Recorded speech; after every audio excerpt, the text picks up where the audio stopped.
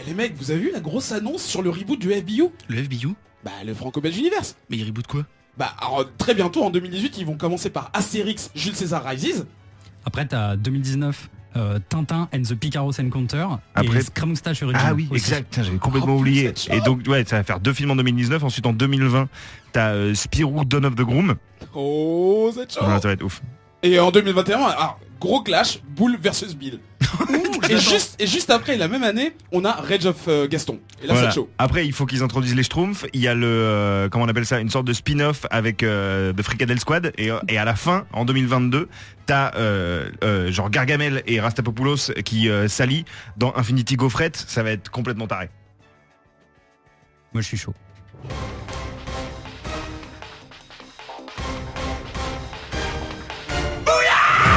Bonjour à toutes et à tous, bienvenue dans ce nouvel opus de Comics Outcast, l'émission de radiodiffusion des amoureux et des curieux de bande dessinée américaine. Une 46e aventure dans laquelle vous serez superbement guidé par une bien fine équipe.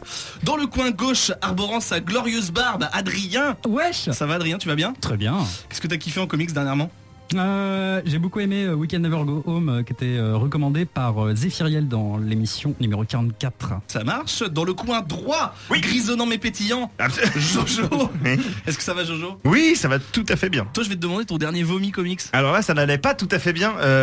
J'ai feuilleté, non, j'ai lu le premier issue de Dark Souls, le comics. Ah, il y a un comics. Ah Et oui, c'est pas bien. Bah c'est de la merde, c'est de la merde en barre. C'est-à-dire que Dark Souls ça parle pas et là c'est verbeux, enfin c'est à chier. C'est vrai, C'est du d'accord. caca. Et dans le coin du milieu, le roi d'ébène qui redevient écuyer, Eric. Est-ce que ça va Eric? Ça va et toi, hein? Ouais, qu'est-ce que ça fait d'être chroniqueur pour la première fois de ta Ça vie fait que je suis finalement? pas à ma place. Et J'ai t'es pas hâte de bien, retrouver mon siège. Ça te démange? Mais non, mais écoute, c'est un truc à tester, à expérimenter. C'est vrai, parce qu'effectivement la grosse voix que vous entendez, c'est celle de votre serviteur. La C'est moi, c'est grosse Ben. voix, Pas si grosse que ça. Une grosse voix. Le temps d'un soir, je suis le Cendrillon des comics avec ma babouche de verre. Je vais tenter de vous combler le temps de cette danse d'un peu plus d'une heure. On commencera comme d'habitude par les reviews. Joe nous parlera de Grant Morrison qui réinvente les origines de l'héroïne de DC la plus connue dans Wonder Woman Earth One. Adrien, lui, nous invitera à Karnak, pas la ville du Morbihan, mais le titre de Warren Ellis chez Marvel Comics. Et enfin, Eric enfilera son short violet pour nous présenter Totally Awesome Hulk de Greg Pak. Exactement. S'en suivra un focus sur la saga Invincible de Robert Walking Dead Kirkman, dont Joe, appuyé par ses petits camarades, nous fera l'analyse fruitée. Et enfin, nous sortirons des bulles pour retourner à Hell's Kitchen, où on vous dira ce qu'on a pensé de la saison 2 du Daredevil de Netflix.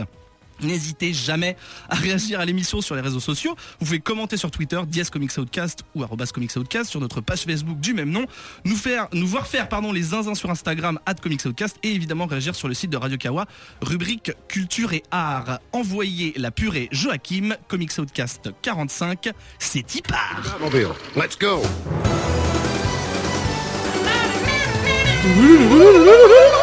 J'ai fait Tulululu, c'est trop bien. Ah, tu t'es dépucelé du Tululu. Ouais. Excellent.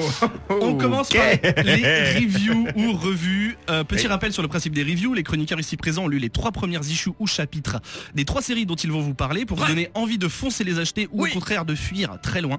C'est selon. On va commencer avec Joe qui va ouvrir le bal avec Wonder Woman Earth One. Que j'aimerais chez bien DC inviter au Comics. bal, absolument. Effectivement, chez DC Comics qui est sorti ce mois-ci. Prévu en VF chez Urban Comics l'année prochaine. Ouais. C'est écrit par Monsieur Grant Morrison, légende du comics, connu surtout pour All Star Superman et plus récemment Multiversity. Et c'est dessiné par Yannick Paquette, que j'aime beaucoup depuis Swamp Thing et qui a aussi bossé sur X-Men. Jojo, c'est à toi. Alors, donc commençons par dire que c'est une review un petit peu particulière puisque c'est pas en issue, c'est des sortes de graphic novel, donc ça sort directement en album relié en dur, PPB. avec pochette cartonnée, voilà, c'est ça que je cherchais comme mot, et que donc c'est plus ou moins, enfin même s'il va y avoir de la suite, c'est une histoire d'un seul tenant et qui doit tenir quand même sur une bonne soixantaine de pages, voire un petit peu plus, je pense. Donc c'est une sorte de première issue très extensive, on va dire. J'ai trouvé ça formidable, hein, je vais commencer tout de suite par donner des mon fleurs. avis. Grant Morrison, c'est assez drôle d'ailleurs parce que j'étais quand j'ai 110 lu. pages, hein. Ah, 110 pages, ah oui, d'accord. Je les ai pas vus passer.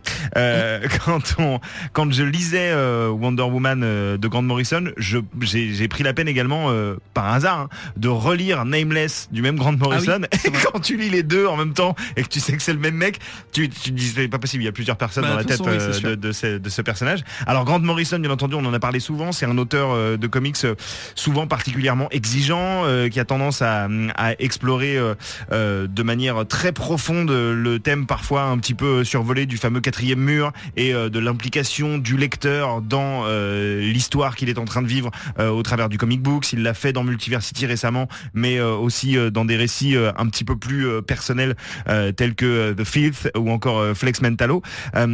Et donc avec Wonder Woman, il décide de prendre, je pense, ses admirateurs un peu à contre-pied en livrant un récit assez assez clair en fait, assez limpide dans sa narration et dans son déroulement, puisque globalement il nous refait une origin story de Wonder Woman, sauf que ça sera pas la Wonder Woman canonique, puisque effectivement vu que ça s'appelle Earth One, on comprend que ça se passe dans un des univers parallèles de DC, comme l'avait fait récemment Geoff Jones dans Batman Earth One par exemple, qui se présentait d'ailleurs sous le même format de livre relié.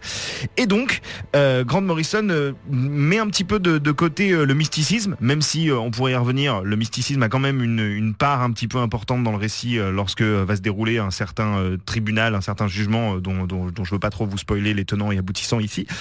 Et donc en gros c'est ce premier tome, c'est Wonder Woman part à la découverte du monde des hommes, on va dire ça, puisque on la découvre jeune princesse, fille de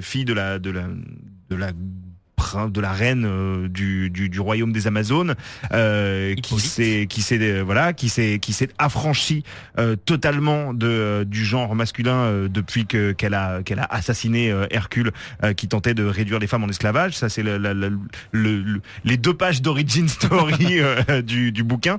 Et ensuite donc on découvre très rapidement une Wonder Woman qui semble, une Diana en tout cas, qui semble sortir de l'adolescence, rentrer dans l'âge adulte, vouloir s'émanciper et surtout vouloir découvrir le monde sur lequel elle va tomber très rapidement, puisque le récit commence assez semblable à la Wonder Woman canonique, avec ce personnage d'homme dont l'avion s'écrase sur l'île des Amazones et qui va faire par la même occasion la connaissance de Wonder Woman, qui va tenter de le soigner et de le ramener chez lui dans le monde des hommes, qu'elle va par la même occasion découvrir. C'est hyper bien. Pourquoi ? Pour plusieurs raisons. Premièrement, parce que je trouve que Grant Morrison mène extrêmement bien son récit, que ses dialogues sont souvent drôles, assez fins, intelligents, qui a beaucoup de discours, beaucoup de messages différents qui sont passés, mais en particulier un sur une certaine attitude féministe, en tout cas d'empowerment de la femme, que j'ai trouvé dont j'ai eu un peu peur au début, c'est-à-dire que je craignais que ce soit vraiment un ressort trop facile et un petit peu matraqué, et en fait très rapidement il commence à s'en jouer en fait de ce message qu'il essaie de faire passer. Il le tourne aussi parfois un petit peu en ridicule, ou l'exagère tellement que ça finit par devenir quelque chose d'assez cartoonesque. Mais cela dit, c'est vraiment pourtant un récit que je recommande aux lectrices de comics auxquels des personnages féminins forts manquent. Du coup, il réinvente le personnage en cassant un peu cette image de godish que pouvait avoir Wonder Woman dans les années. Alors, elle a jamais eu une image de godish, Wonder Woman. Hein. Elle a jamais eu une image de godish. Ça a toujours été un personnage quand même particulièrement fort. Mais je veux dire, il y avait quand même pas mal de trucs sexistes envers elle. Ah non, le créateur de Wonder Woman, c'était un féministe, avoué. Okay. Non, en revanche, là où il s'éloigne pas mal de ce qui se fait actuellement, c'est que il a décidé de mettre un petit peu de côté tout l'aspect guerrier et extrêmement badass de Wonder Woman, qui est surexploité depuis quelques années, en bien comme en mal. Hein. Il y a pas que du mauvais. Azzarello a fait un très bon boulot sur le New 52 de Wonder Woman. Mais là, on est avec une Wonder Woman pulpeuse, pas forcément tout en muscles, assez un peu ingénue dans sa manière d'appréhender le monde. On se dit que ça va certainement évoluer dans les volumes suivants. Mais pour le moment, c'est vraiment un personnage dont auquel on peut s'identifier à nouveau. C'est-à-dire que Wonder Woman, ces dernières années, c'était difficile de s'identifier à ce personnage parce que c'était la princesse guerrière, un petit peu qui se libérait jamais, qui ne laissait jamais s'échapper ses émotions, qui était toujours dans l'agressivité. Là, on a une Wonder Woman qui a envie de savoir ce qui se passe dans le monde et du coup, c'est beaucoup plus facile de s'identifier à elle. Et pourquoi également Wonder Woman redevient un personnage extrême, à la fois fort et féminin et en même temps extrêmement désirable et sensuel. Non seulement grâce à l'écriture de Grant Morrison, mais aussi évidemment grâce à Yannick Paquette, qui a un peu, c'est pas exactement le même style, mais il a ça en rapport avec Stephen Shaw, dont on va parler tout à l'heure dans The Incredibly Awesome Hulk. Frank Shaw, pardon.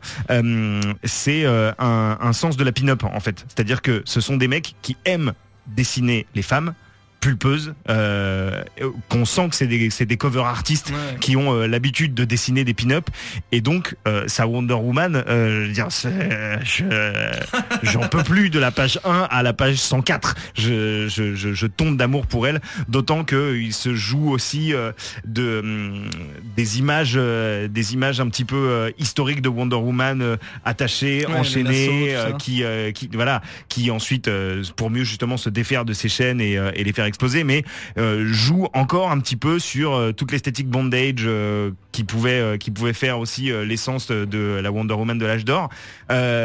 J'ai trouvé ça vraiment très très bien, frais, facile à lire, ce qui pour une fois, je peux conseiller du Morrison à des novices de comic book. C'est un super bon point d'entrée à l'univers de Wonder Woman, même si c'est pas la Wonder Woman canonique, ça vous permettra un petit peu de saisir vraiment, je pense, l'essence de ce personnage. Garder l'essence du perso. Et autre truc que je trouve assez intelligent.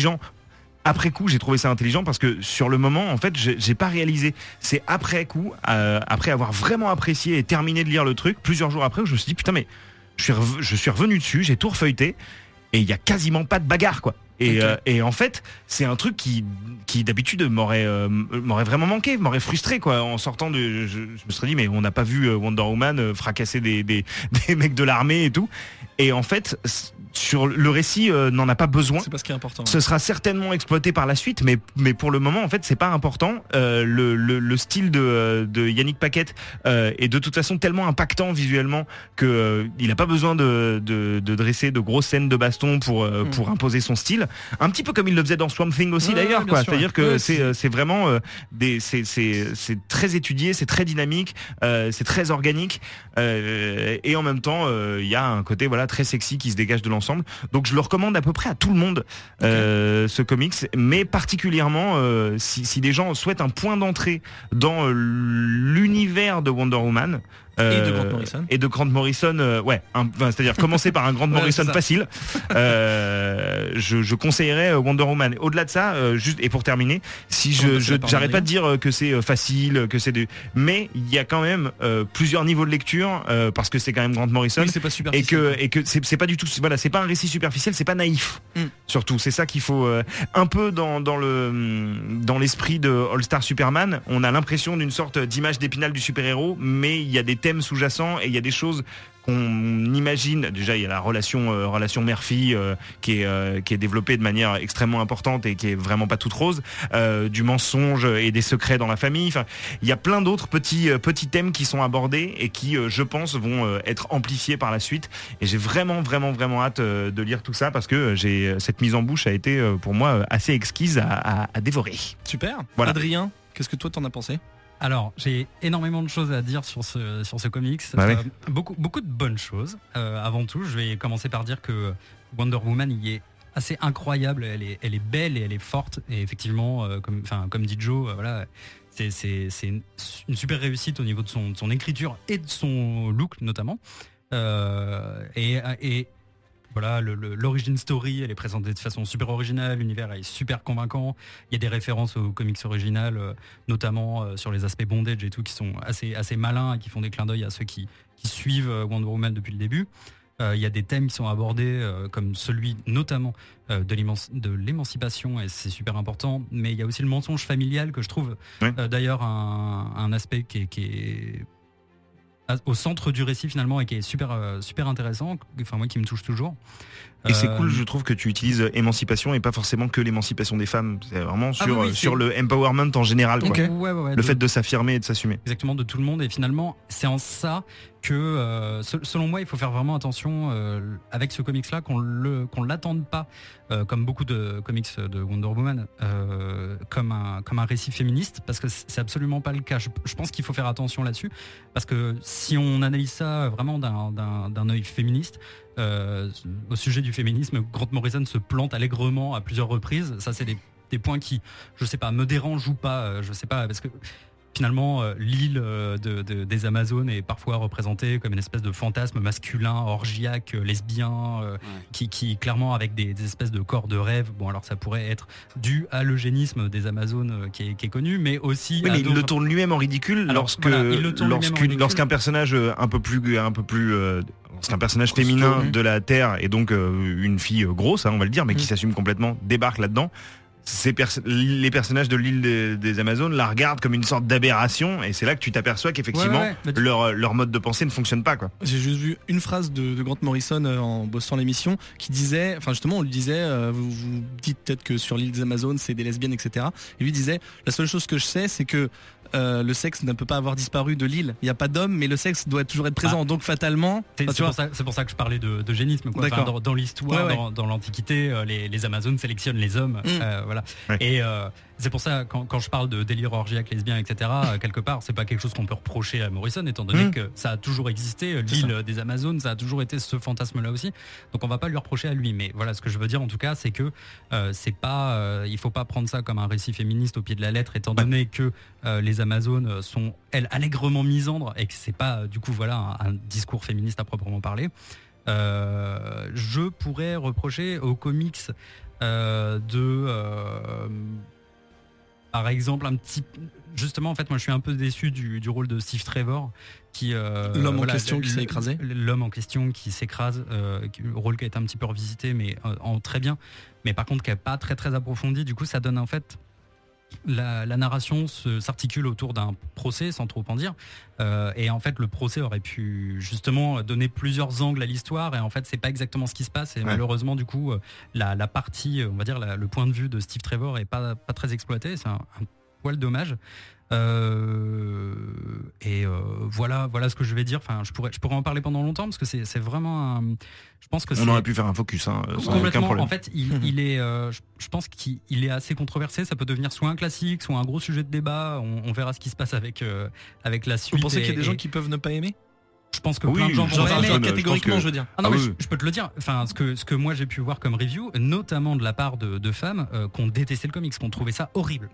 Et je peux le comprendre en fait d'une certaine façon, parce que ça dépend de la façon dont tu analyses et ce que tu attends aussi du récit.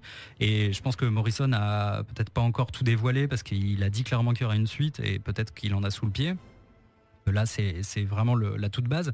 Mais voilà, c'est super intéressant. Moi, j'ai pris un super pied, c'est super joli, et je le recommande vraiment chaudement. On verra pour la suite, on verra pour l'accueil, c'est tout frais, mais à mon avis, ça fera parler en tout cas. Eric ?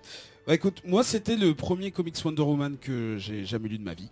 Aussi simple que ça. Donc, je connais le personnage par les films, les dessins animés, tout ça, mais... Quel film ? Il n'y en a pas. Le dernier. Ah oui, d'accord. Ah oui, pardon. Oui, là, vu que c'est pas un film Wonder Woman, c'était pas pour troller. Non, je pensais que t'aurais mis la musique à ce moment-là. Non, c'était pas pour troller. Ah oui, c'est vrai. Du coup, t'aurais pu. Ouais. Non, c'est vrai. Non, je la garde pour plus tard. Et du coup, je connaissais son origine par plein de trucs, mais je m'étais jamais vraiment intéressé au personnage tout seul, et j'en ai jamais acheté, j'en ai jamais téléchargé. Bref, et tout ça pour dire que quand j'ai vu que c'était Grant Morrison qui le faisait, je me suis dit, ok. Non, déjà il va tout transformer, et ça risque d'être une vision peut-être intéressante et complètement différente, et peut-être pas aussi plate et insupportable que ce que j'aurais pu, ce qui m'empêchait de le lire avant, on va dire. Et tu parlais de facilité de lecture, bah évidemment moi ça m'a plu parce que je l'ai lu en une journée, c'était excellent. Par rapport au dessin de Paquette, j'ai trouvé ça très très fin.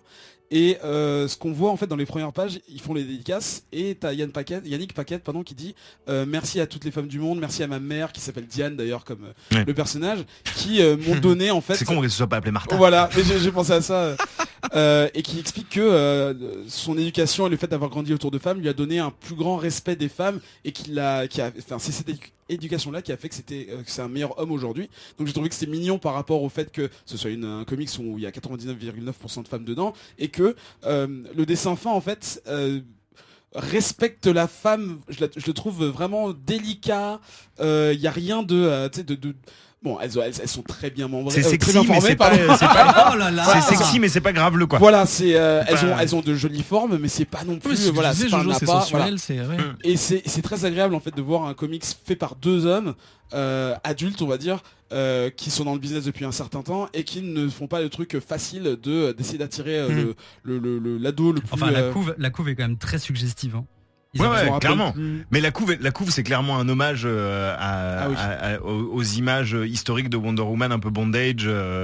Oui, Enfin, complètement. C'est évidemment un gros clin d'œil, mais c'est d'un côté un clin d'œil et en même temps un argument de vente certain. Oui, on est oui, bien oui. d'accord. Quoi. Perso, quand je vois la Ne cover, nous voilons pas la face. quand je vois la cover où elle a les mains enchaînées, Ouais. ça donne juste envie qu'elle les pète les chaînes. En fait, je pense que le fait d'avoir mis des Tu chaînes. vois, nous avons des ingénus comme Ben qui ne voient pas forcément Non, mais l'aspect bien sûr. Non, mais sexuel. je contredis pas ce que tu dis. Mais ce que je veux dire, c'est Ah, que non, mais je dis je pas pense que le fait d'avoir mis des chaînes par rapport à son lasso ou autre chose, c'est que les chaînes sont faites pour être brisées. Donc du coup, je Oui, pense bien que sûr. c'est pas anodin qu'il est. Mais je suis entièrement d'accord. complètement. Le côté bondage est là. Pour quoi. empêcher Les la personne chaînes de sont bouger. faites pour être brisées. Ce que j'ai C'est beau, bien cette aimé, phrase, hein. Renault. Ça sera le nom 2016. de l'épisode.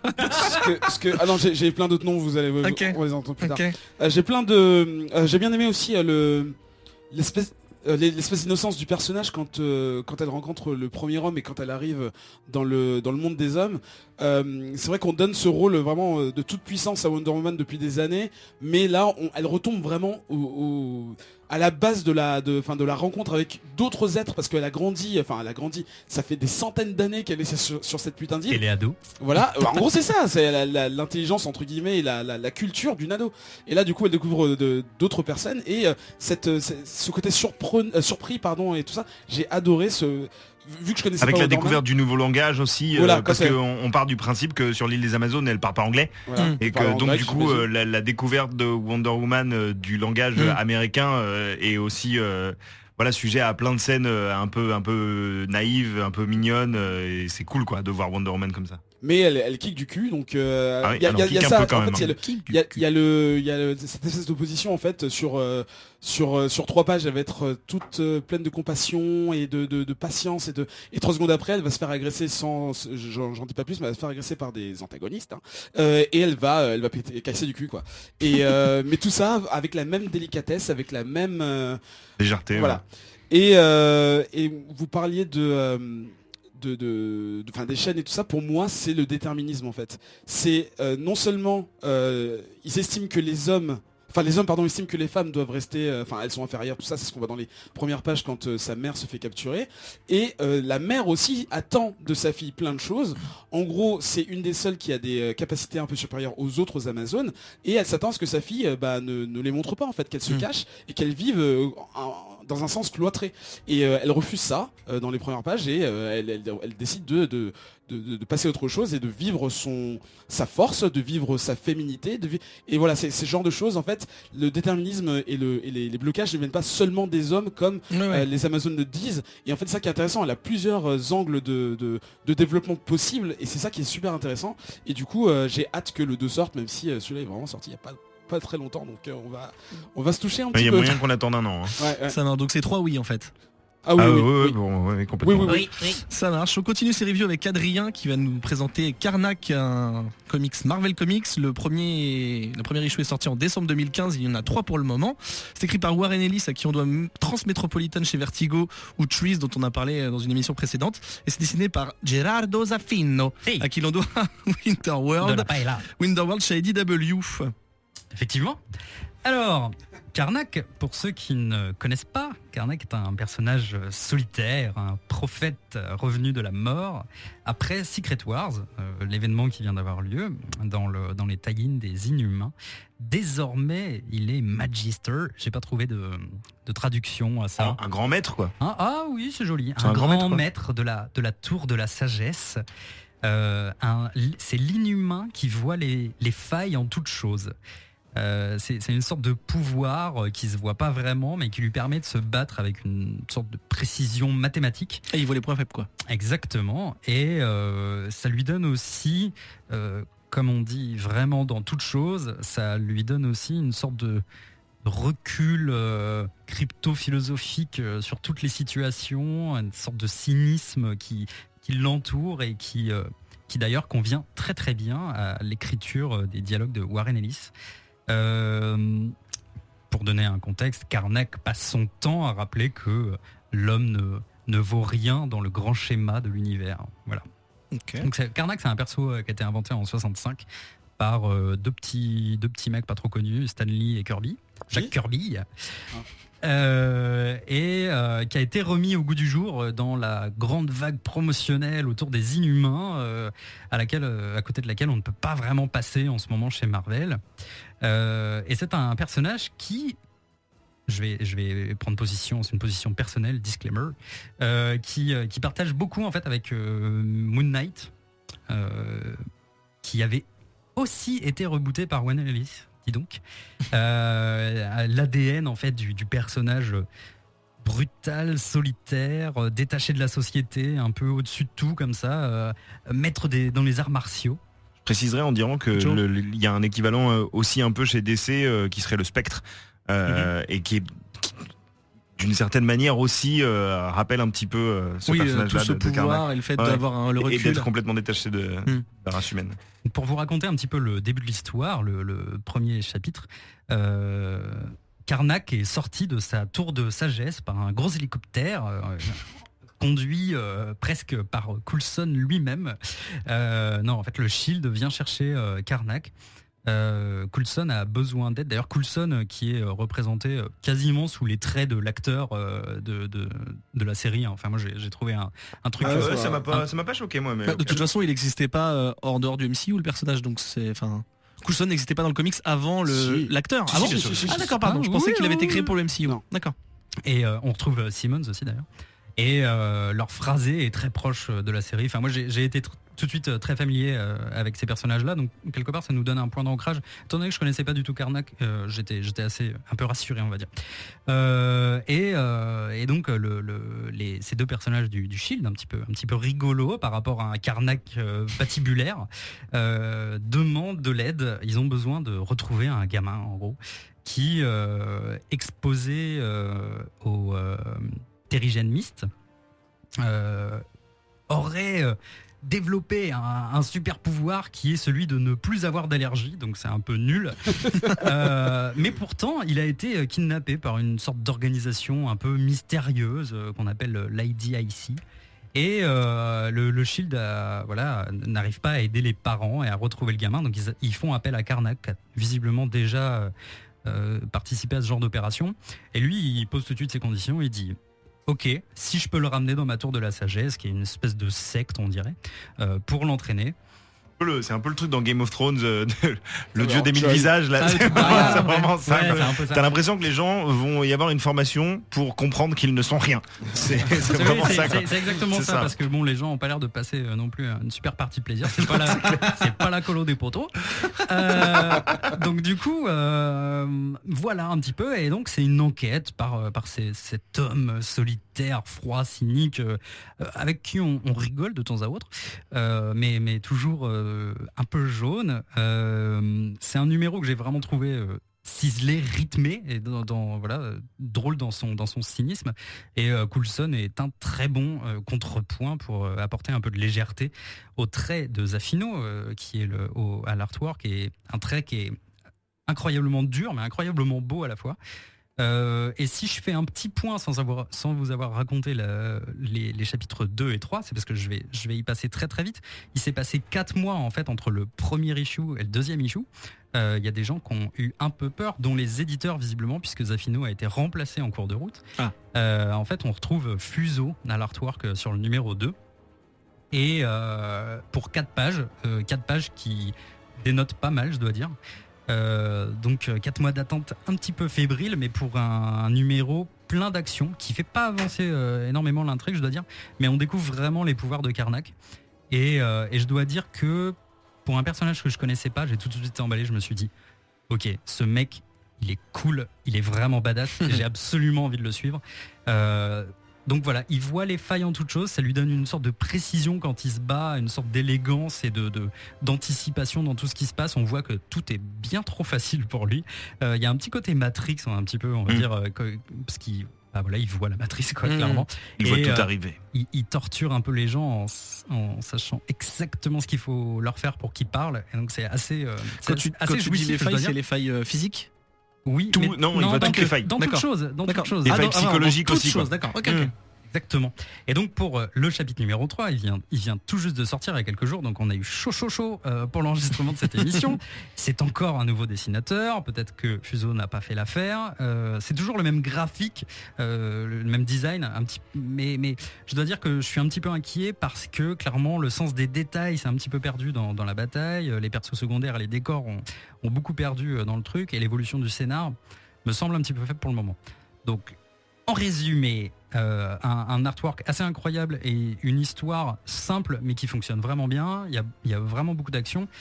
Pour un nouveau personnage, je dois dire que j'ai été vraiment très très vite emballé, et c'est vraiment le genre de, je vais pas dire d'anti-héros, mais parce que c'est vraiment un héros, mais de contre-héros. C'est vraiment le genre de personnage que j'ai envie de suivre, le tout dans une violence décomplexée qui est vraiment superbement bien mis en scène. J'ai adoré. Je vais pas m'abonner parce que j'ai eu un peu peur de ces problèmes de planning et de changement de dessinateur, etc. Mais je vais continuer parce que j'ai vraiment hâte de voir ce qui va se passer après. Ça marche. Ike, ton avis sur ça? Alors moi j'ai pas vécu les changements de dessinateur comme Adrien, pardon. J'ai vu que c'était une opportunité. Bon, même si évidemment c'est un problème de j'ai plus envie, j'ai pas le temps, bref, tout hasard. Je suis pas assez rapide peut-être. Aussi, mais j'ai vu ça comme une opportunité de montrer plusieurs facettes de la même histoire, parce que au final Ellie c'est toujours là, avec des angles différents. Donc effectivement, les deux premiers, je les ai trouvés fantastiques. Le troisième, il est un petit peu en dessous, car vraiment il se décale un peu, mais ça ne perturbe pas quand même la lecture et la compréhension. Mais c'est vrai que c'est assez flagrant. Par rapport à l'histoire, j'ai kiffé, par rapport au personnage, pardon, j'ai kiffé direct. C'est-à-dire un mec taciturne avec déjà une apparence et une condition de moine qui se bat comme Matrix, comme disait Adrien. C'est forcément excitant. Le mec, il a des tatouages un peu tribaux sur les yeux, sur le visage, une peau très très pâle, très blanche. On ne sait pas si c'est vraiment de la peinture ou si c'est sa condition d'inhumain. Et son interaction avec les autres humains qui sont un peu, qui savent à qui ils ont affaire, mais qui s'attendent avec un peu plus de conversation et de coopération. Se retrouve face à un mur qui renvoie toutes les blagues d'une façon assez dure, et ça, voilà, tout ça avec une histoire, c'est un peu comme un truc image, on sait pas trop vers où ça va. Voilà, ça rend le truc vraiment intéressant et captivant. Tout le côté mystique, je trouve, part vers l'horreur. Dans le troisième, ça part vraiment en couille au niveau du côté justement secte. Ils vont dans un endroit qui est réputé comme assez effrayant, et justement ils tombent sur des personnages qui leur font des choses assez étranges. J'en révélerai pas plus. Et on pourra surnommer Karnak au couteau nos Karnak, parce que c'est la façon dont, voilà, il va vraiment il te touche à un endroit, c'est bon, t'es fini. Et tout ce côté philosophique au début me faisait un peu peur, parce que c'est vrai que c'est pas très verbeux, mais lui il l'est. Il va t'expliquer pourquoi, voilà, ça sert à rien de combattre la fatalité, ce genre de choses. Mais en fait, peu importe les concepts qu'il rattrape, qui ressort, ça reste super marrant et intéressant, en opposition à tous les humains qui sont peut-être un peu plus optimistes et tout ça. Donc ça reste assez sympa. Et c'est vrai que le côté un peu terne et sale de toute la bande dessinée, en fait, reste attirant, en fait, même si c'est pas très coloré, même si ça reste super cool. Donc voilà, moi je recommande à mort. D'accord. Karunaku. Joe? Alors, moi j'ai trouvé ça vraiment pas mal. Je suis un petit peu moins emballé que mes petits camarades, justement parce que j'ai trouvé ça. Alors, moi j'ai été plutôt dérangé par l'enchaînement de dessinateurs. Vous pensez vraiment que c'est une boulette et pas un souhait de... En fait, quand t'as 4 planches à moitié bâclées dans le numéro 2, tu te dis il y a eu vraiment une merde, quoi. Ouais, il y a eu une couille. Et je trouve que l'histoire empathie, pour moi l'histoire empathie vraiment. Ouais. D'habitude me dérange pas spécialement, enfin pas autant que toi. Je sais que toi, Ouais. Ben, par exemple, quand ça change de Ouais, ça me touche dessinateur, vraiment, ouais. ça te fait chier. Mm. Moi, à la base, à partir du moment où les dessinateurs s'enchaînent mais ont du talent, ça ne va pas me sortir de l'univers que le style soit différent. Juste là, malheureusement, j'ai l'impression qu'on va de moins Ah, en moins, carrément de moins en à moins, chaque fois de moins en moins bien. Ils imitent avec plus ou moins de brio. Je pense que Ouais. la consigne n'est pas éclatée. Il y a des comics comme ça. Hein. Je me souviens du comics Superman Alien. Ouais, American Ouais. Alien. ouais. American Alien, ouais. voilà, où clairement chaque numéro est un nouvel artiste, c'est un nouveau point de vue, c'est voilà quelque chose comme ça. Et là en fait tu vois que c'est quelqu'un qui imite quelqu'un qui imite quelqu'un qui imitait quelqu'un, Ouais. et voilà et ça. Ouais. Mais par contre, C'est comme les il y a- photocopies de photocopies de photocopies. Plus ça va, plus elles deviennent pâles Illisible. et illisibles et ils perdent en détails. Enfin, Adrien touchait le truc du doigt en disant il y a moins de détails, les backgrounds sont moins soignés. Enfin, du coup, moi malheureusement je trouve que le récit en pâtit beaucoup. J'ai été aussi un peu je suis resté. En fait, c'est l'aspect artistique qui m'a laissé un peu circonspect. Pourtant, je trouve que le premier numéro est très chouette. Vraiment, c'est assez beau. Mais voilà, artistiquement sur les 3 issues, j'ai trouvé quand même l'univers. Je comprends qu'on trouve que cet univers sombre est cool. Moi, je l'ai trouvé un peu trop terne, justement. Enfin, j'ai trouvé que ça pour un personnage aussi, comment dire, aussi fort que Karnak, fort dans le sens à part et très et avec une personnalité très assumée dans son traitement. Je trouvais que justement, visuellement, ça manquait un peu d'ambition. D'accord. Et j'ai trouvé, malgré le fait que le personnage effectivement dans son cynisme et dans son humour noir a quelque chose de très de très agréable à lire, à découvrir et tout, j'ai trouvé également que son traitement et l'écriture d'Ellis tombait parfois un peu dans les facilités du discours cynique. Parfois en fait je trouve que c'est efficace quand les dialogues sont courts et que les échanges sont brefs. Je trouve que ça va droit au but, c'est des petites fléchettes, ça va bien. Dès qu'il commence, comme il le fait dans le numéro 3 par exemple, à avoir une discussion assez élaborée avec un être humain et à exposer clairement sa philosophie de manière assez verbeuse, là je trouve qu'en fait ça perd la force que ça a quand c'est dans la Subtilité. ouais, pas vraiment dans la subtilité, mais quand on en fait pas trop. Putain, je perds mes mots, mais bon, Discrétion. dans la en tout cas. frugalité. Voilà, on essaie d'en faire moins, d'en dire plus en écrivant moins. D'accord. Dans l'économie. Ah là là, Voilà. c'est le mot. Je trouve que que Ellis est bien plus efficace dans l'économie que quand il commence à trop expliquer son récit. Et là, malheureusement, peut-être que je me trompe, mais la fin de la 3e issue laisse supposer une suite avec un affrontement globalement qu'on attend et qui, j'en ai bien peur, soit un affrontement très très verbeux quoi. Et un nouveau dessinateur.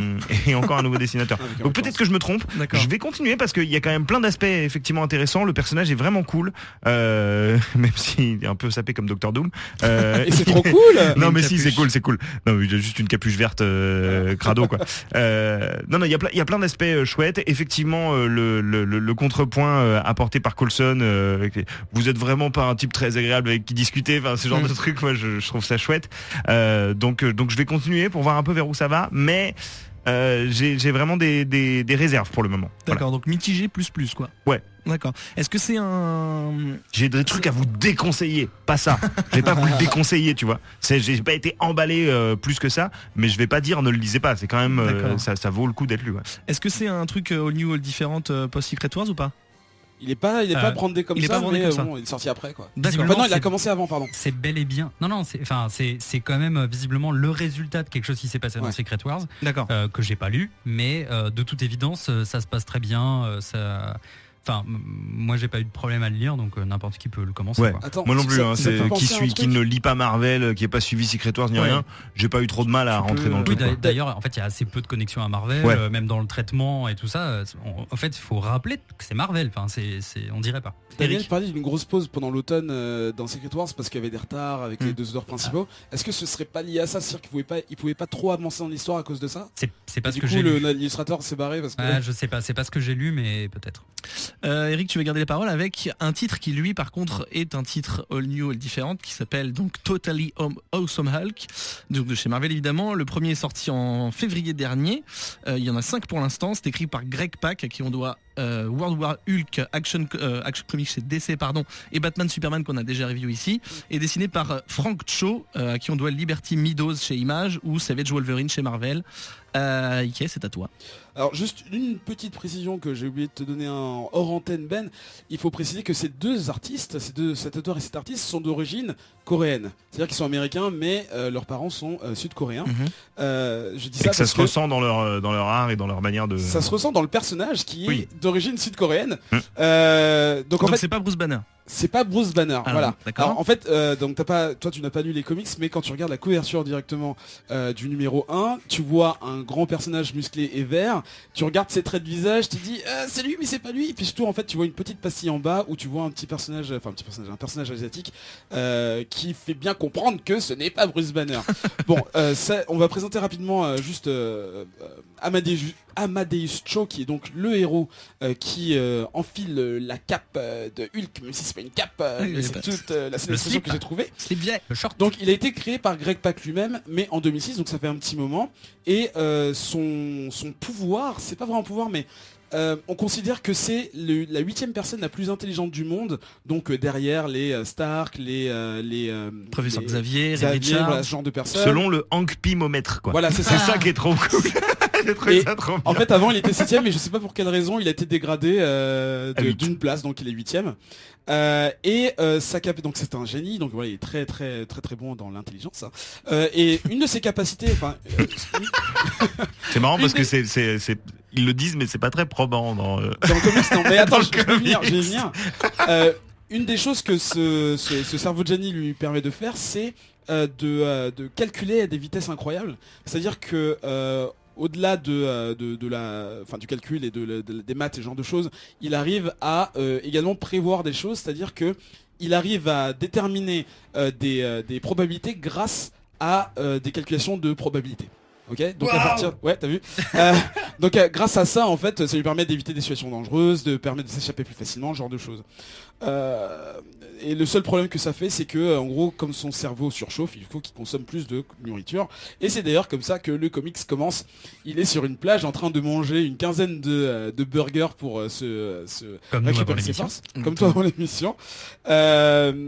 Quand tout à coup il y a une espèce de tsunami qui est en train de menacer des pauvres vacanciers, et c'est pas un tsunami, en fait c'était un mini kaiju, une espèce de tortue à 2 têtes gigantesque qui menace donc la plage, et on voit ce petit personnage de quoi, une quinzaine d'années, 19-20 ans, se transformer en Hulk, et là on se demande mais what the fuck, c'est pas Bruce Banner.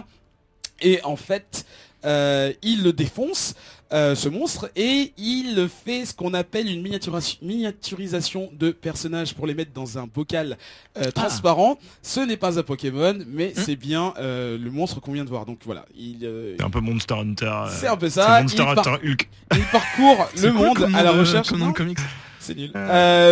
On découvre sa sœur qui est aussi intelligente que lui et qui a peur que avec les pouvoirs de Hulk, ils deviennent aussi incontrôlables que lui, ce qui est arrivé à Bruce Banner.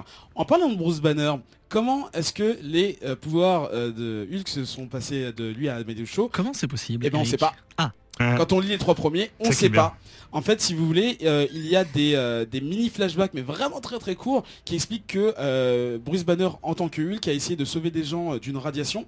Il s'est mis en avant de tout ça en essayant de les absorber. Sauf que, en principe, les calculs avaient montré qu'il aurait pu les garder et survivre. Sauf qu'en fait, l'explosion va reprendre, mais juste un peu plus tard.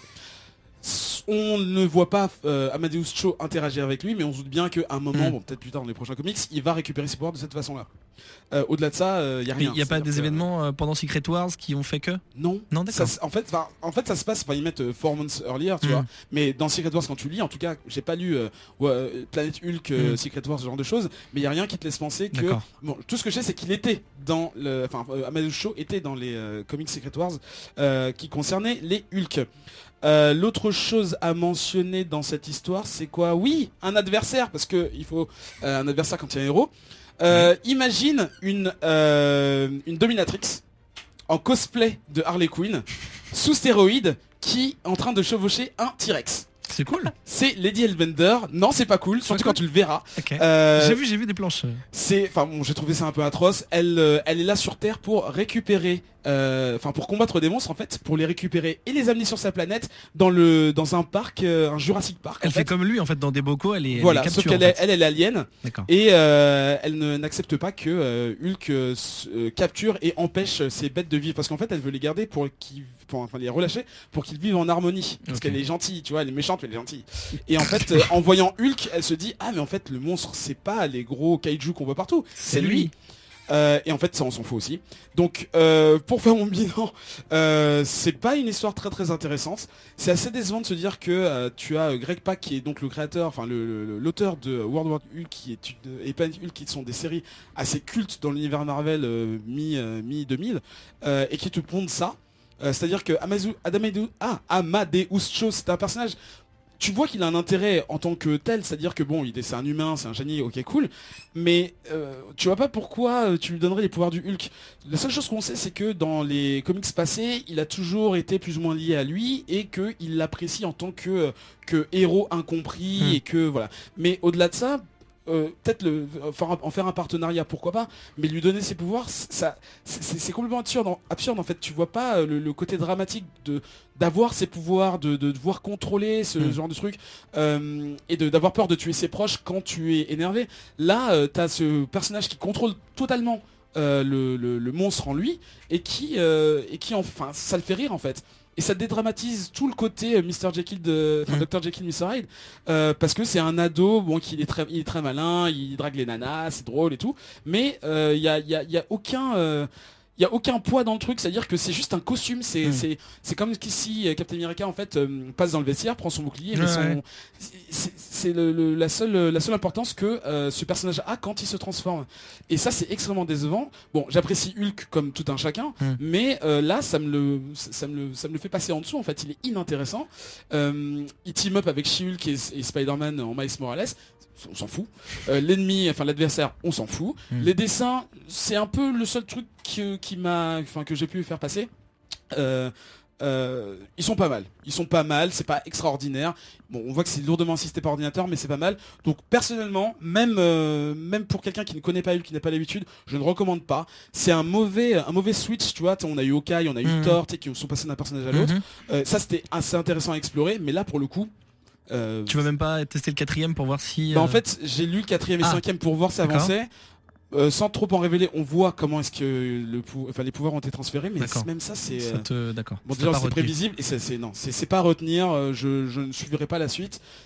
D'accord. Voilà, pas grand intérêt. Joe, c'est nul. Awesome Hulk, c'est nul, d'accord. C'est nul. Le seul point positif, effectivement, c'est Frank Shaw, que j'aime bien en tant que pin-up artiste et cover artiste.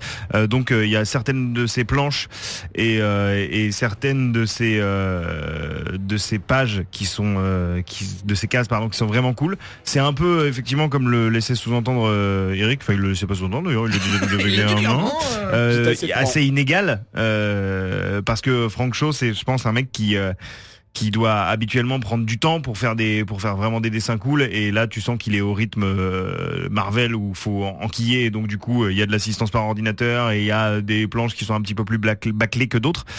Il y a un aspect je crois, à moins que je n'ai pas tout écouté, que tu n'as pas abordé, qui est le sort réservé à Banner. Ça s'est révélé un peu plus tard, mais oui. Voilà, c'est révélé un peu plus tard. Qu'il absorbait les trucs et qu'il était en stase. Bon, c'est de la merde. Voilà. Donc c'est pas bien. Hein. Je vois qu'il faut un petit peu speeder, donc je vais speeder. C'est pas bien. Je ne le recommande pas. Lisez World War Hulk, c'est mieux. Ça marche. Par le même auteur. Adrien avant la pub. Ouais, bah effectivement, disons, ce que je peux te dire de bien, c'est que au moins il y a de l'action et c'est assez fun. Et je pense que ça s'ancre dans toute une stratégie de Marvel quand même, qui est en train de faire beaucoup de personnages peut-être plus cartoon, il y a vraiment zéro drama, tu vois, il y a plus fun, plus léger. Mais par contre le contrepoids de ça, c'est qu'il y a vraiment aucun enjeu, comme dit Ike, genre vraiment le personnage est toujours sous contrôle de son Hulk, ce qui est quand même a priori le truc intéressant avec Hulk. Si t'enlèves ça, bah c'est juste un gars qui se transforme en monstre de temps en temps, puis qui casse des culs et tout. Donc c'est rigolo à lire aux toilettes, quoi, voilà. Puis il a pas l'air malin, quoi. Enfin c'est censé être la 8e intelligence du monde. Oui, il a l'air con comme sa bite, quoi. Faut lui laisser que ça reste un ado, donc mais il a beau même. être intelligent, il est pas forcément malin. Ouais, putain, Donc ça veut dire vraiment pas malin, excusez-moi si vous l'avez dit, j'ai pas vu passer, ça veut dire que il contrôle son pouvoir, et en plus quand il est en Hulk, il est pas du tout beaucoup plus primitif. Il garde son intelligence et son phrasé et tout ça. Ouais, genre, tu sais, une case par comic, ça lui sert quoi. Il fait genre, je vais faire ça, ça va bien feinter le monstre, et voilà, c'est tout. Oui, en gros. Et il drague des meufs en Hulk, quoi. Voilà. qui est- Il se sert de sa science au tout début, justement. En fait, comme par hasard sur la plage, il y a une bouteille de propane et le monstre crache du feu. Du coup, il lui lance une bouteille de propane dans la Une gueule. bouteille de propane introduite quelques cases avant, tu Voilà. vois, pour que tu captes bien Très que bon, subtilement. il y a vraiment Voilà. de la chance pour qu'il y ait une bouteille de propane. Non, puis il y c'est a, un il y a peu beaucoup abusé. de Il y a aussi blagues. du sodium à un moment, genre un truc comme ça. Il y a beaucoup de blagues qui tombent à plat et ouais, ça. Et c'est vraiment dommage pour Bruce Banner parce que c'est justement le contrepoint sérieux qui aurait pu être apporté et dont S'il on y avait besoin. S'il y avait eu un vrai jeu de flashback, Voilà, etc. exactement. Mais comme c'est une page par issue, bah, c'est maigre quoi. Ah ouais. C'est vraiment très très bien. Et j'avais cru lire que du coup il y aurait un numéro 7 qui était entièrement dédié à Banner.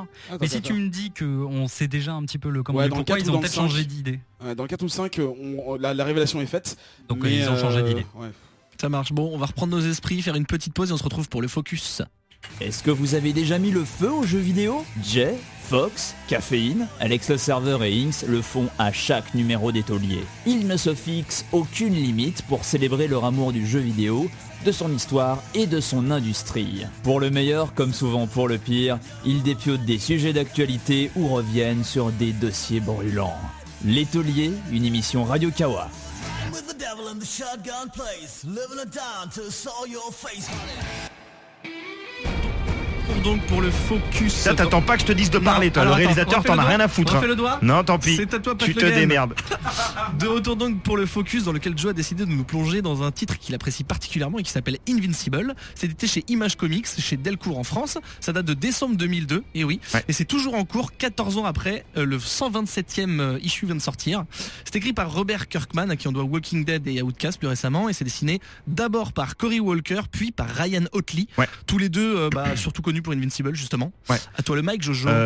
Alors, on n'a jamais parlé d'Invincible et c'est une grossière erreur parce que je pense que lorsque le personnage est apparu en 2002 dans Tech Jacket et ensuite dans sa propre série en 2003, il a c'est un petit peu peut-être plus difficile de s'en apercevoir maintenant parce que la relation du grand public avec les comics a évolué, mais à l'époque où c'est sorti en 2002, c'était assez inédit ce nouveau super-héros. Alors, pour raconter très rapidement l'histoire, Invincible, c'est le nom du personnage principal, c'est un nouveau super-héros et sur ce que pourraient nous laisser penser les premières issues, en tout cas le premier tome, on est sur un récit d'origine super héroïque d'un adolescent qui se trouve être le fils d'une sorte d'ersatz de Superman qui aux alentours de ses 16 ans se découvre des super pouvoirs. A priori il savait qu'il allait en avoir, mais il est content que ça arrive enfin, tu veux, c'est comme C'est quand tu sais que tu héréditaire, vas avoir des poils à la bite et que d'un coup tu commences à voir pousser les premiers, t'es là genre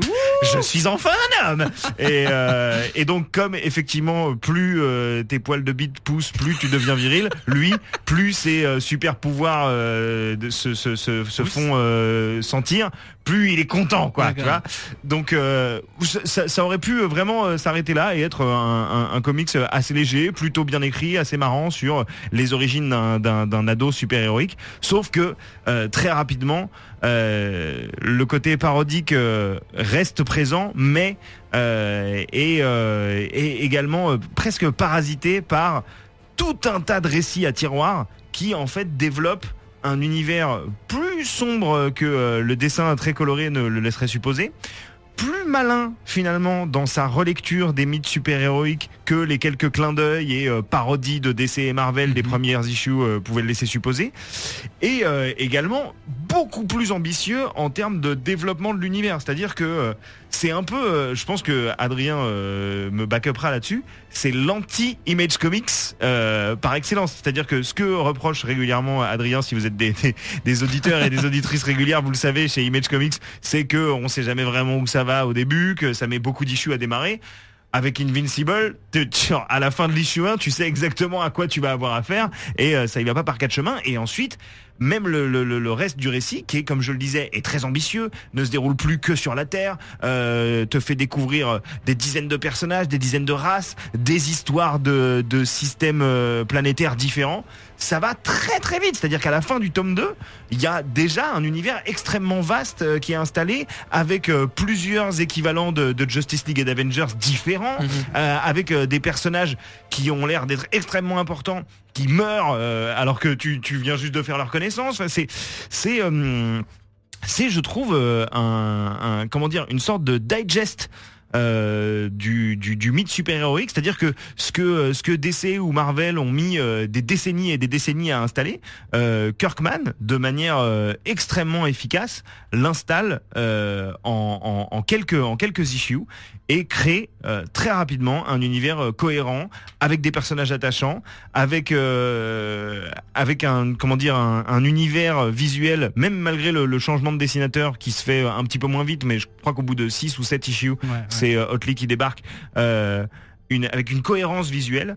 Il faut pas que vous vous laissiez désemparer ou déconcerter si vous commencez et que vous trouvez que le dessin est un peu... Alors sur les premières issues, c'est un dessin qui est volontairement presque en ligne claire, c'est-à-dire c'est très... c'est pas du tout dans les sbroufs, et c'est très léger, et c'est justement, ça prenait le contre-pied à l'époque de ce qui se faisait au début des années 2000, avec des dessinateurs qui faisaient des trucs ultra stylisés, comme Humberto Ramos ou des mecs comme ça. Là, il y avait la volonté ou Madureira, tu vois, c'était vraiment leur grande époque. Hyper riche, hyper riche, et un c'est peu des grands aplats, des traits fins. Voilà, exactement. Donc on est sur quelque chose de très différent. Et ensuite, Ryan Otley, quand il débarque, va dans la continuité pour pas brutalement changer toute l'identité visuelle, mais petit à petit son dessin va gagner en précision, en détail, en clarté, et ça règle le problème des nez. Voilà, il règle le problème des nez. Parce que dans le premier volume, les personnages ont des nez un peu bizarres. Ouais, qui n'est jamais vraiment le même d'une case à l'autre. Et il va régler ce problème-là. Et puis surtout, dès qu'on va arriver sur les tomes 4, 5, son dessin va devenir parfois vraiment, vraiment impressionnant en termes de dynamique, de détail et de style, vraiment quoi. C'est-à-dire que au bout d'un moment, quand tu te fais à son dessin, tu le reconnais à la première case. Enfin, tu sais que c'est du Otley, il a un style à lui, qu'on aime ou qu'on n'aime pas, mais qui est vraiment affirmé et qui est beaucoup plus impressionnant que le style du mec qui dessine Walking Dead, par exemple. Mais bon, on est sur deux genres différents et tout, mais et d'ailleurs c'est assez dingue de constater aussi après coup que les deux séries développées quasiment conjointement par Kirkman sont aussi éloignées en termes d'ambiance, en termes d'écriture et tout. Enfin, mais les deux ont cette même approche finalement des personnages avant tout, parce que quelle que soit la situation qui tourne, que ce soit des zombies ou des super-héros, ce qui compte c'est l'évolution des personnages, et c'est ça qui est assez incroyable. Et leur réaction face à des événements imprévisibles. Exactement, c'est la psychologie des personnages face au drame, face au deuil, face à l'amour, etc. Qui dans leur contexte très particulier de survivants ou de héros naissants, est super intéressant dans ce comics que finalement j'ai redécouvert là grâce à l'émission. Parce que tu l'avais lu un petit peu au début. Pour te raconter l'histoire, en fait j'avais acheté le tome 1. Ouais. J'ai commencé les premières pages et je me suis dit ok, je vais acheter en fait les 3 premiers. Donc j'ai acheté les 3 premiers. Les 3 premiers tomes, pas les 3 premiers issues. Les 3 premiers tomes. J'ai continué le 1 et en fait arrivé à la fin du 1, j'ai pas ressenti un gros besoin de continuer. Et peut-être parce que finalement le premier tome dépeint une origin story qu'on pourrait aujourd'hui, peut-être pas il y a 15 ans, peut-être pas il y a 15 ans, effectivement il y avait un vrai contre-pied de dire voilà, c'est un personnage qui est ni DC ni Marvel, c'est très drôle, ça avance très vite, justement parce que ça se repose sur une mythologie existante qui est finalement un espèce de code sur lequel tu peux t'appuyer assez facilement quand tu reconnais les personnages, tu reconnais les situations, tu sais qu'un héros doit se masquer, tu sais que c'est difficile d'évoluer dans la vie privée, etc. Et tous ces trucs là font avancer le scénario à la vitesse de la lumière. Clairement. Et c'est très agréable, et en même temps ça comporte assez peu d'enjeux du coup. Et arrivé à la fin du 1... Pardon, excusez-moi, c'était très fort d'un coup. À la fin du J'ai 1, rajouté des enjeux. Merci. À la fin du 1, j'ai pas ressenti voilà, le gros besoin de continuer. Mais c'est vrai que le cliffhanger de la fin du 1 est pas ouf en plus. Enfin, c'est-à-dire Il est pas que ouf. faut. Et du coup, bon là, comme je préparais l'émission, je me suis dit... Bon, j'ai fini le 1, Jojo il m'avait demandé de lire le 1, mais je vais quand même lire la suite, histoire de paraître plus malin que tout le monde. et en fait, ce qui se passe au tout début du volume 2, en français, dans l'édition, moi j'ai pris l'édition hardcover de Delcourt. Je dois dire que dès le début du 2, tu te prends une grosse claque, parce que là, le récit se métamorphose assez profondément. Clairement. Tout en gardant sa légèreté, son humour, son dynamisme dans la réalisation. Il y a des moments, moi, dans Invincible, où oui, je dis en français Invincible. Oui, il y a des moments où ça me fait penser vraiment à une série télé ou à une sitcom presque, avec des planches qui sont juste des gags, tu vois, et ça vient, et c'est percutant, c'est super drôle. J'ai ri dans le métro, vraiment à gorge déployée. et Je sais de quoi tu parles, ça me fait marrer. Ce tome 2 m'a pour le coup complètement emballé. Et du coup voilà, je viens de finir le 3, j'ai commandé les 4 et 5 qui arrivent à tout moment. Et tu vois, ça défonce. Ça défonce. Et voilà, et franchement, je trouve ça assez grandiose, parce que y a ce retournement, alors qu'arrive un peu tard peut-être à mon goût, mais en même temps, ce début, ce ton qui est un peu léger au début était essentiel pour poser les bases du truc. Et puis pour rendre ce retournement de situation d'autant plus choquant, quoi, parce que il faut le dire, les premiers épisodes ont une manière assez classique de dépeindre les événements super-héroïques. C'est-à-dire c'est plutôt frais, c'est pas extrêmement, c'est de la violence assez cartoon, et d'un coup, comme le disait très justement Adrien, sans se départir jamais de sa légèreté et de son esprit un petit peu parfois parodique et humoristique, ça part dans quelque chose de vraiment violent, à la fois psychologiquement et visuellement, quoi. C'est-à-dire que ça y va avec les éviscérations, les empalements, les décapitations. Comme qui casse un peu ou pas du tout?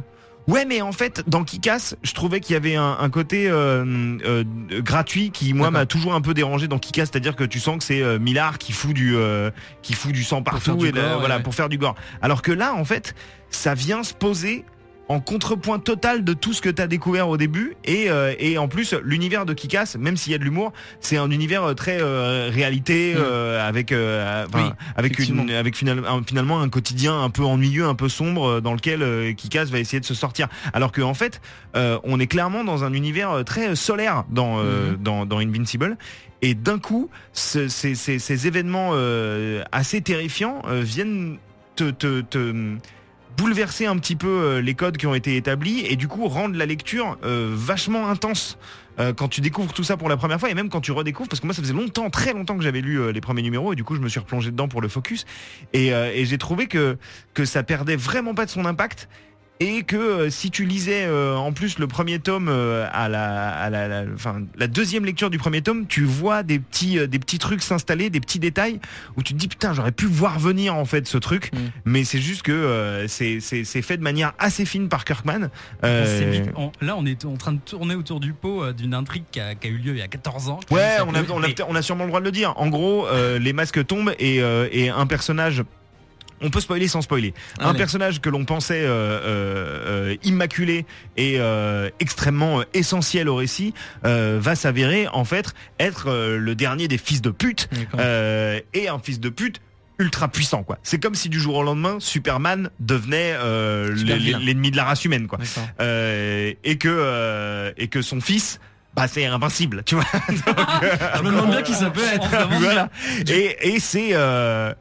Et ça se passe en quelques pages, quoi. C'est-à-dire que tu te prends une baffe dans la gueule. Des pages qui auraient pu me faire pleurer, hein, je dois dire. Mais vraiment, c'est assez dingue. Et par la suite, parce que finalement, même un événement aussi traumatisant et aussi important que celui-là, Kirkman va continuer à le traiter à la vitesse de l'éclair à laquelle il a traité tout le début de son récit, et donc du coup on va très rapidement passer à autre chose, mais sans que la psychologie des personnages exactement passe l'éponge. Tout à fait. Et tout le monde va garder une cicatrice assez à vif en fait de cet événement-là. Pour le coup, des issues et des issues plus tard, ça sera vraiment déterminant dans la psychologie de tout le monde. Et ce qui fait que chaque événement qui va venir s'ajouter à cet événement traumatique, en fait, te donner l'impression d'une sorte de boucle infinie de catastrophes auxquelles Invincible va être confronté très régulièrement. Et t'as l'impression qu'en fait, toute cette histoire d'origine d'un super-héros qui monte en puissance, il y a un côté un peu DBZ, quoi. C'est-à-dire que à chaque fois, il va se retrouver face à une situation qu'il devra surmonter et à chaque fois devenir encore plus fort. C'est vraiment j'ai plus grand chose à dire, et puis en plus ce serait con de vraiment trop rentrer dans l'analyse de Invincible, parce que justement je pense que c'est en essayant de se départir un petit peu d'un esprit analytique qu'on profite le mieux de ce comic book. C'est-à-dire, ça veut pas dire que c'est bête ou qu'il faut l'adapter, l'appréhender de manière totalement naïve. Mais si justement vous vous laissez tout simplement porter par le récit, sans forcément essayer à chercher les sous-textes, les discours sous-jacents et tout, juste à vivre l'histoire telle qu'on vous la présente, c'est la meilleure manière de découvrir ce comics. Et je pense que de mon point de vue, ces 20 dernières années, ça fait partie des meilleurs récits super-héroïques, toutes maisons d'édition confondues. Clairement, pour moi c'est, et je comprends toujours pas d'ailleurs, mais tant mieux peut-être que ça n'ait toujours pas été adapté ni en série, ni en dessin animé, ni en film. Connaissant Kirkman qui, tant mieux, je pense. Mais tant mieux, qui met tout à l'écran, il va peut-être le faire. Moi j'aimerais bien qu'il le fasse pas. Il aurait pu le faire depuis il y a très longtemps. Mais en fait, ce qui est assez incroyable à la lecture d'Invincible, c'est qu'on est complètement dans la même naïveté, dans la même énergie que le personnage principal, tout le temps. En fait, on n'a pas vraiment d'informations en plus. Et du coup, tous les événements, qui soient super bien, je sais pas, genre, sa première copine ou ce fameux événement traumatique, en fait, on le prend dans la gueule toute la même façon. Du coup, il y a une empathie qui est assez incroyable envers le personnage, et en ça, l'écriture de Kirkman, elle est toujours géniale. Parce que même, et comme dans Walking Dead, même quand le personnage principal est un peu con, ou tu vois, qui fait des trucs, t'es là genre putain, j'aurais pas fait comme ça et tout, et tu t'identifies quand même à lui et t'arrives à le comprendre. C'est-à-dire qu'il devient pas antipathique quand il fait de la merde. T'es là genre, mais tu le suis quoi qu'il arrive. Putain, mais peut-être qu'en fait à sa place, avec les mêmes genres de situations, en fait j'aurais fait pareil et je m'en serais voulu après, tu vois. Ça marche. Du coup, on l'a dit, ça fait 14 ans que ça existe. Qu'est-ce que tu dis aux gens qui seraient découragés par le fait qu'il y a 127 issues, même si c'est en relié? Je leur dirais de quand même tenter l'expérience, parce qu'en fait ça se lit hyper vite, quoi. D'accord. C'est comme le disait Adrien, ça va à la vitesse de l'éclair, et du coup à mon avis en quelques semaines voire quelques mois, si t'as pas beaucoup de temps, tu peux rattraper ton retard sans aucun problème. Et en plus même si et je pense que Eric d'ailleurs va peut-être un peu en parler, même s'il y a des spin-offs et des univers parallèles qui ont été développés, la série régulière se suffit largement à elle-même. Il y a rarement aujourd'hui où c'est difficile toujours de trouver des points d'entrée dans les nouvelles séries Marvel, les nouvelles séries DC, parce qu'il faut avoir lu tout un tas d'events et tout. Invincible n'est jamais parasité par les trucs extérieurs. Tu peux en profiter. Tu peux aussi savourer les clins d'œil quand certains personnages d'autres séries comme Savage Dragon ou des mecs comme ça débarquent dans le récit, mais à aucun moment tu vas être perdu. Le récit reste toujours extrêmement limpide. Tu vois, même quand il y a Rick de Walking Dead qui débarque, t'es là genre non, je déconne. La qualité est constante du coup. Pour moi, la qualité est constante, effectivement. Alors, il faut que je sois tout à fait honnête. Je crois que je me suis arrêté à la centaine de numéros à peu près. J'ai pas lu les derniers, mais là, du coup, je vais m'y remettre.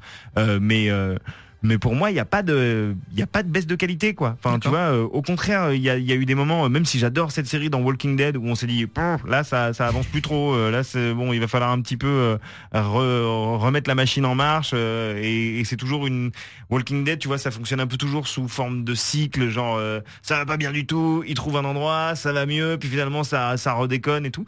Dans Invincible, je trouve que l'évolution du récit est mieux rythmée, mieux menée, et que en fait t'as l'impression que ça monte en puissance tout le temps. Ouais, d'accord. Et voilà, j'ai trouvé ça, je trouve ça vraiment assez formidable. Donc je le conseille à n'importe qui.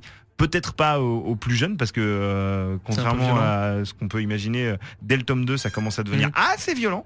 Mais pour tout amateur de comics et pour les gens qui aimeraient découvrir ce que c'est que le récit super-héroïque en fait, mais qui n'ont pas envie de se fader tout Spider-Man, tout X-Men, ou trucs comme ça. Lisez Invincible et peut-être qu'après ça va vous amener à vouloir lire les séries que parfois ça parodie ou desquelles ça s'inspire parce que évidemment il y a du Spider-Man énormément, il y a du Superman, il y a tout ça, donc vous aurez peut-être envie de vous mettre à tout ça après, mais si vous voulez commencer par un récit super-héroïque, commencez par Invincible, franchement ça marche super bien. Ça marche. Eric, pour terminer. Ah pardon, j'ai pas remonté ton micro. excuse-moi. Non, c'est moi. On parlait des spin-offs tout à l'heure, j'ai fait une Xbox, c'est-à-dire que j'ai pris le mauvais Invincible et j'ai pris Invincible Universe, qui est beaucoup plus récent, qui date de 2014 si je me trompe pas. Qui n'est pas écrit par Kirkman. Non, pas du tout, et pas dessiné par Walker, Walker. Et donc en fait, comme c'est un truc un peu collégial, collectif, tout ça, et que je pense que des événements très capitaux et importants se sont passés juste avant, j'ai pas forcément tout compris. Surtout que même si ça s'appelle Invisible Universe, en fait on le croise une fois tous les chapitres et il ne parle pas. C'est juste pour dire qu'il est là et que c'est bien cet univers. Et donc on a le côté univers partagé comme on peut avoir dans Marvel, enfin chez Marvel, DC, tout ça, où on a cet ersatz d'Avengers où tous ces héros ont des pouvoirs qui sont un peu des knock-offs de Marvel et DC. Certains qui courent vite, ce personnage qui s'appelle Kid Thor, qui a un marteau. Après bon, Thor c'est domaine public donc tu fais ce que tu veux avec. Et pour être honnête, je suis pas sûr d'avoir tout compris parce qu'il n'y a pas de véritable fil conducteur. Surtout que le personnage principal n'est pas, enfin qui porte le nom en tout cas de la série, n'est pas central dans ce qui se passe. On a une équipe qui vit, enfin pas vieillissante, mais qui est un peu au repos et qui a un peu oublié de se battre parce que bon, le monde est safe pour le moment et du coup un danger commence à émerger et c'est là qu'ils se rendent compte qu'ils sont un peu dans la merde. Donc voilà, c'est divisé par chapitre. Chaque chapitre se concentre sur un personnage. Les histoires sont quand même assez intéressantes et les personnages le sont aussi. Ce qui fait que maintenant je suis curieux de revenir en arrière et parce que là tu vas tellement bien hypé. Mais éventuellement de continuer ce que j'ai commencé à lire, même si c'était un peu fouillis, ça a l'air intéressant. Donc voilà, si vous ne commencez pas par ce que j'ai lu, parce que du coup il y a des précédents. Commencez par le début. Mais commencez par le début, je pense que vous serez séduit. D'accord. On marque une autre petite page de pub et on se retrouve pour la dernière partie de l'émission. La légende dit qu'il y a très longtemps, peut-être plus de 1000 ans, 4 chroniqueurs créèrent la société secrète de l'Agapar. On dit que dans leur infinie sagesse, ils offrirent au monde la bonne parole du jeu vidéo, leurs analyses, leurs coups de cœur, leurs coups de gueule et leurs plus beaux jeux de mots pourris. Mais des forces maléfiques les enfermèrent à jamais, grâce à un sort dont ils ne purent se libérer. Coincés depuis trop longtemps dans une grotte sombre et humide, frustrés par des siècles de combos ratés à Street Fighter, on raconte qu'ils sont parvenus à reprendre contact avec le monde extérieur grâce à la magie d'Internet. Aujourd'hui, la légende dit qu'une oreille attentive peut les entendre dans l'Agapar sur Radio Kawa.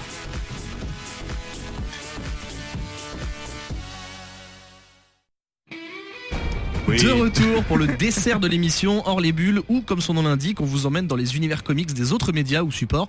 Et ce soir, c'est la télé, c'est la bagarre, c'est New York, c'est les ninjas, c'est Daredevil saison 2. Alors c'est créé par Drew Goddard depuis le début de cette série. C'est donc Charlie Cox dans le rôle de Daredevil, Matt Murdock, Deborah Ann Woll dans le rôle de Karen Page, John Bernthal dans le rôle du Punisher, ce n'est pas un spoiler. Non. Et le retour de Rosario Dawson qui revient dans le rôle de l'infirmière dont j'ai oublié le nom. La meuf bonne. 13 épisodes comme pour la saison 1 d'une heure chacun, dispo comme d'habitude sur Netflix en un seul bloc depuis le 18 mars dernier. Est-ce que Jojo t'es chaud pour nous faire un petit pitch de cette saison 2? Ouais, alors globalement on prend les choses l'infirmière Claire Temple. Merci. On prend les choses exactement là où elle s'était arrêtée sur la saison précédente, c'est-à-dire que Wilson Fisk est en prison et que Murdock et je sais plus comment il s'appelle son pote là, Murdock et Nelson ont leur petit cabinet d'avocats qui commence à avoir pignon sur rue, mais qui on s'en aperçoit dès le début de l'épisode, je crois, c'est un peu transformé en une sorte de cabinet d'avocats cours des miracles un peu. voilà, pas cours des miracles, mais en tout cas où ils ont décidé, enfin leur fond de commerce, c'est d'aider les gens qui justement ont du mal à se faire représenter habituellement parce qu'ils n'ont pas le budget pour se payer des bons avocats, et que donc du coup eux viennent en aide aux gens. C'est un petit peu un cabinet social, quoi. Voilà.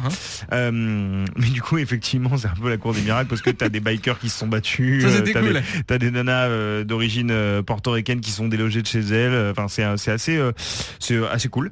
Et donc, très rapidement, un personnage va être introduit dans la série comme une nouvelle menace, mais une menace qui pèse sur des gangs et sur ce qui nous semble être des criminels, des gangsters, qui se font tous assassiner les uns après les autres dans des sortes d'immenses fusillades où on se dit qu'ils sont attaqués par des groupes armés, alors qu'en fait on va très rapidement s'apercevoir qu'ils ne sont attaqués que par un seul et même homme qui va s'avérer être le Punisher. Le Punisher, qui est donc a priori ce que l'on a l'impression, en tout cas dans les 2-3 premiers épisodes, qui va être le méchant principal de toute cette saison 2, sauf qu'il va y avoir des surprises, des retournements de situation, des rocambolesques, Une série américaine, quoi.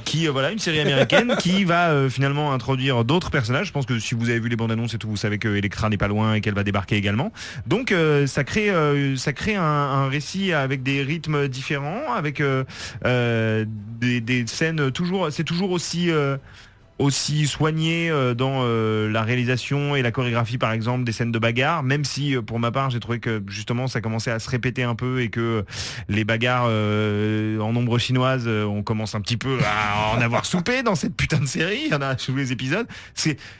Alors voilà, j'ai terminé le pitch, et donc si je peux du coup commencer par donner mon avis rapido. Ouais, j'allais te demander un peu sur les personnages que tu connaissais déjà, l'évolution des persos qui étaient déjà en place. En fait, pour l'instant, je trouve que y a justement ça manque d'évolution de personnages. Je trouve qu'on retrouve un peu tout exactement comme c'était dans la saison 1, sauf que les choses qui évoluent, c'est plus les relations entre les personnages, et encore, je trouve que par exemple la relation plus ou moins amoureuse qui se développe depuis la fin de la saison 1 entre Matt Murdock et Karen Page. Au bout d'un moment, t'es là, genre, bon, les gars, mais baise-la, allez-y, parce qu'on en a un peu ras le cul. Genre, l'abus d'utilisation de... On s'embrasse, non, on s'embrasse pas. Au bout d'un moment, t'as envie de dire, mais t'as envie de les attraper et de les coller l'un à l'autre en disant, vous me cassez les couilles avec ce genre de scène. C'est un peu pareil que pour les scènes de baston, en fait. C'est-à-dire que, pour le moment, alors, mes collègues ont regardé la saison dans son intégralité. Moi, j'en suis pile poil au milieu de la saison. C'est-à-dire que j'ai terminé l'épisode 6. Pour le moment, je trouve que ça fait un peu bis repetita avec la saison 1. J'ai du mal à percevoir les nouveaux enjeux, et je trouve que le personnage du Punisher est pour moi une semi-déception, parce qu'il y a des aspects du personnage qui me plaisent énormément, mais en même temps je lui trouve absolument pas le charisme qu'avait Wilson Fisk, qui pour moi était une sorte de géant effroyable physiquement, très impressionnant, mais en même temps bourré de charisme. C'était vraiment, j'avais trouvé le point fort de la saison 1 comparé à Matt Murdock. C'est la vie de tout le monde, hein. Matt Murdock que je trouvais un peu fade. Et là, je trouve que le personnage du Punisher, s'il est plutôt pas mal écrit et pas mal amené, dans son interprétation, moi. Et John Bernthal qui a joué, je le trouve Shane dans Walking Dead. Alors déjà, je trouve que, mais ça c'est un avis totalement personnel et artistique, donc je comprendrais tout à fait qu'on n'est pas le même. Je trouve le personnage un peu petit, un peu, enfin on dirait pas forcément queuse, parce que tu sens que c'est un mec quand même assez baraqué, mais ouais, il a plus un physique. Ouais, mais ça encore une fois, c'est tes Adrien. attentes par rapport à... Oui, c'est ce qu'il disait. Ouais. C'est exactement ce que j'ai dit avant de commencer à parler, Adrien. Voilà, c'est exactement ce que j'ai dit avant de commencer à parler. Calmez-vous, c'est la bagarre, c'est calmez-vous tout de suite. Je trouve qu'un Punisher qui fait, effectivement, un Punisher qui fait moins d'1m80, ça me choque un petit peu. Et voilà. Tu fais ton ça me choque un fanboy. peu. Non, mais je fais pas mon. C'est pas une question d'être. Est-ce que fanboy, c'est le une seul question- reproche Et non, c'est Il avait des talents c'est malheureusement pas le seul reproche. L'autre reproche, et qui est beaucoup plus important que le physique, parce que justement, si Non, dis pas le l'interprétation suivait, ça me dérangerait pas. Mais en fait, je trouve que le jeu de l'acteur, enfin moi Mec, je pense que t'es pas allé assez loin en fait. je voyais tout, quoi. Excuse-moi. Je voyais. Attends, je te laisse pas finir et ensuite je vais te laisser. Attention, en tout cas sur tout son premier arc, puisque on peut être tout à fait clair avec les gens, il y a un premier arc du Punisher dans cette saison qui se termine à la fin de l'épisode 4 et qui effectivement, à mon avis, va reprendre par la suite parce que le personnage ne disparaît pas pour autant. Donc il va y avoir une deuxième partie où forcément ça va devenir finalement un anti-héros et pas seulement un méchant, j'imagine. Je sens tu sens bien le truc venir. Mais pour le moment, en tout cas, toute sa première partie de saison, j'ai vu tout ce qu'il faisait. Enfin, j'avais l'impression, en tout cas, de voir le jeu d'acteur, que c'était hyper ostentatoire, que c'était parfois très surjoué, que c'était parfois extrêmement inspiré du jeu de Robert De Niro dans plein de films, et que du coup, il y a des moments où je disais genre, mais il fait sa meilleure imitation de De Niro ou il fait semblant. C'est à cause de sa bouche inversée, enfin c'est entre autres, tu vois, mais même sa manière de, Adrien fait une imitation, sa manière de on fera d'Instagram. Même sa manière de se mouvoir, même sa manière de sortir ses dialogues, sa manière de regarder. En fait, j'ai vu De Niro quoi.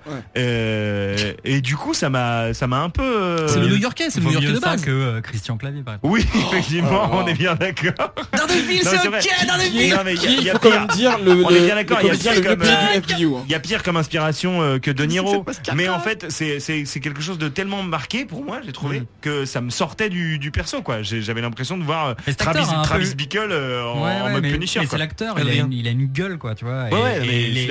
Il est comme ça un peu dans tous ses rôles. C'est peut-être qu'on peut l'attacher à d'autres personnages, mais cela dit, je trouve qu'il a ce charisme là que tu apprécies ou pas. En tout cas dans la suite de la saison, je peux te dire que enfin bon, à titre perso, j'ai trouvé ça assez grandiose. Non mais j'ai hâte de voir la suite. Je vais regarder la suite d'ailleurs. Pour le moment, pour résumer mon avis et laisser ensuite la parole à mes camarades, je trouve pas ça irregardable. J'ai enchaîné les 6 épisodes assez rapidement. Je trouve le personnage de Elektra, c'est une très agréable surprise pour moi, parce que j'avais un petit peu peur de son traitement et de la manière dont elle allait être interprétée.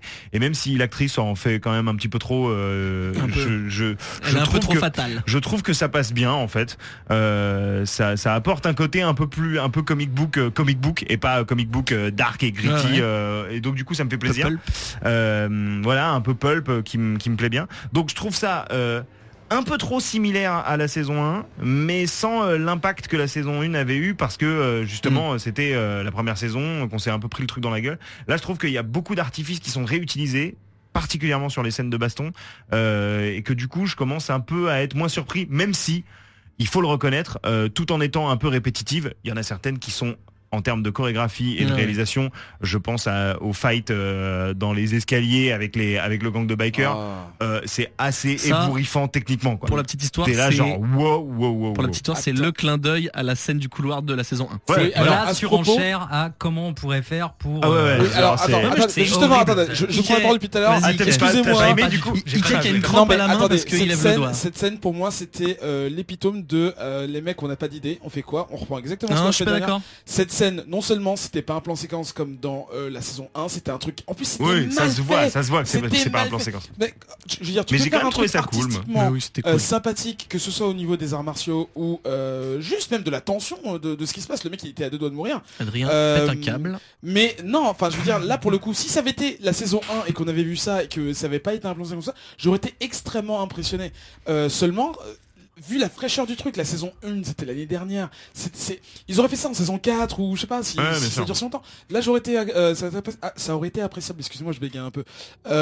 Autrement tu parlais du jeu un peu lourd de Berntal, c'est quand même assez dur de passer après ce putain de Fisk qui a tenu ce rôle d'antagoniste sympathiquement haïssable pendant 13 épisodes. Mais surtout que c'est pas du tout le même personnage en plus. Non mais au-delà de ça, je veux dire, ils ont une saison. C'est même pas le même acteur. Non mais attends, c'est deux personnages diamétralement opposés. C'est une série en 13 épisodes. Ils auraient pu trouver un adversaire, en tout cas un antagoniste assez charismatique pour le faire tenir 13 épisodes. Là c'est pas le cas. Bon, ils ont trouvé une entourloupe scénaristique pour le faire partir une première fois, on va dire, pour faire passer la série sur un autre axe pour la deuxième partie. Sauf que on a beau, tu as beau, pardon, Joe, et je pense que tu n'es pas le seul, hein, critiquer cette méthodologie bizarre. Moi, je trouve ça agréable en fait.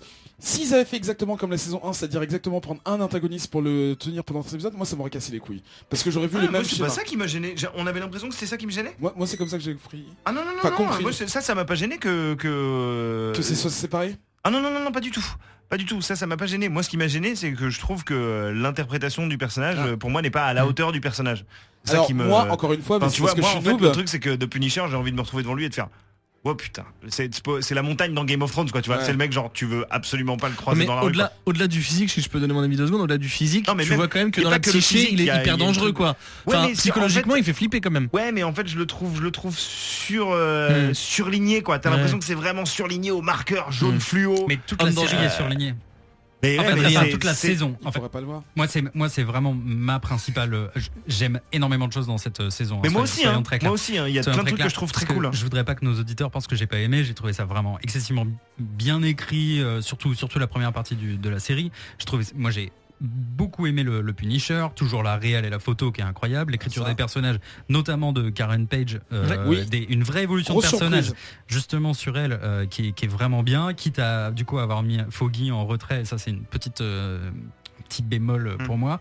Il y a un fan service qui est relativement bien délivré en fait, au compte-gouttes et au bon moment, et tout ce qui va bien, comme ils avaient fait avec la saison 1. Hein, c'est le bon costume et la bonne arme au bon moment qui fait toujours plaisir aux fans, avec une violence graphique qui est toujours assumée, mais qui traîne là, je trouve, Daredevil dans un truc qui est presque trop violent pour lui, et parce que cette saison 2 c'est la tarte à la crème, quoi. C'est-à-dire que le seul moyen de refaire une saison 2 et de peser face à la saison 1. La solution qu'ils ont trouvée, c'était d'en faire encore plus, de faire dans la surenchère, et ça m'a un peu saoulé.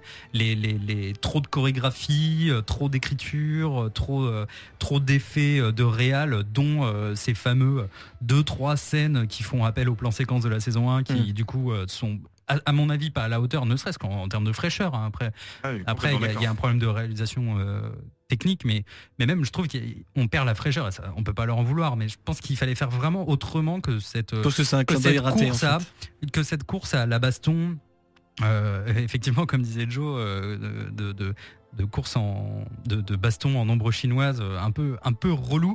Ouais, Et c'est toujours grosso pareil, modo, après là je parle un petit peu plus de la deuxième moitié, mais sans trop spoiler, il y a des putains de ninjas, et je déteste les ninjas, bordel de merde. Ah, mais non, depuis c'est bien, les Arrow, ninjas. c'est pas possible, ça craint les ninjas. Ça... Ils sont 10 fois mieux que dans Arrow. Hein.